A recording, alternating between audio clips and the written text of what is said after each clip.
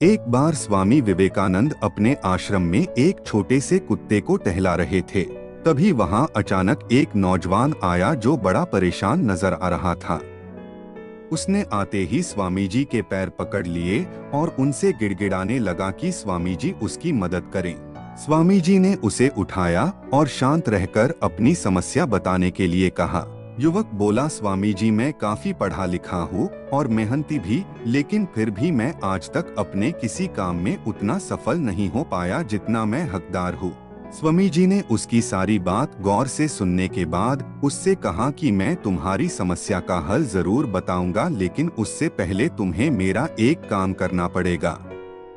तुम्हें इस कुत्ते को थोड़ी दूरी तक टहलने के लिए ले जाना पड़ेगा। युवक को स्वामी जी ऐसी शर्त बड़ी अजीब लगी। फिर उसने सोचा, इतना आसान काम तो है, किए देता हूँ और बदले में स्वामी जी से समस्या का उपाय मिल जाएगा।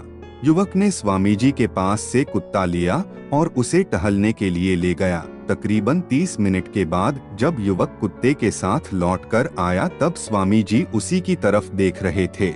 स्वामी जी ने युवक से पूछा, तुम दोनों, कुत्ता और युवक, एक ही साथ गए थे, फिर तुम इतने शांत और ये कुत्ता इतना थका हांफता क्यों है? युवक ने स्वामी जी के सवाल का उत्तर देते हुए कहा, आपका ये कुत्ता बड़ा चंचल और शरारती है।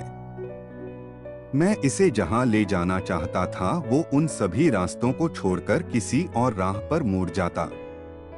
दूसरे जानवरों और इंसानों को देख डिस्टर्ब होता और उन पर भौंकने लगता। बस यही कारण है वो मंजिल तक आते आते इतना ज्यादा थक गया और ज्यादा समय भी लग गया। युवक की बातें सुन स्वामी जी उसकी तरफ देखकर मुस्कुराने लगे और बोले, तुम्हें तुम्हारे सभी सवालों का जवाब अभी तुमने जो कहा उसे मिल जाएगा।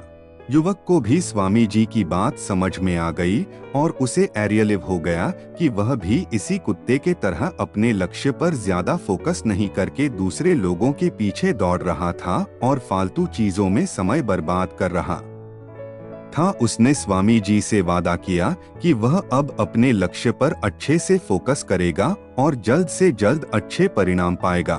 दोस्तों, कहीं आप भी इस युवक की तरह ही अपने लक्ष्य से भटक तो नहीं रहे ना? यदि ऐसा है तो तुरंत बाकी सभी चीजों को नजरअंदाज कर अपने लक्ष्य के पीछे पड़ जाइए, फिर देखना आपकी जीत निश्चित है। उम्मीद है स्वामी विवेकानंद की ये छोटी सी प्रेरणादायक कहानी आपको पसंद आई होगी और आपको जीवन में अपने लक्ष्य को पाने की प्रेरणा में बढ़ोतरी हुई होगी।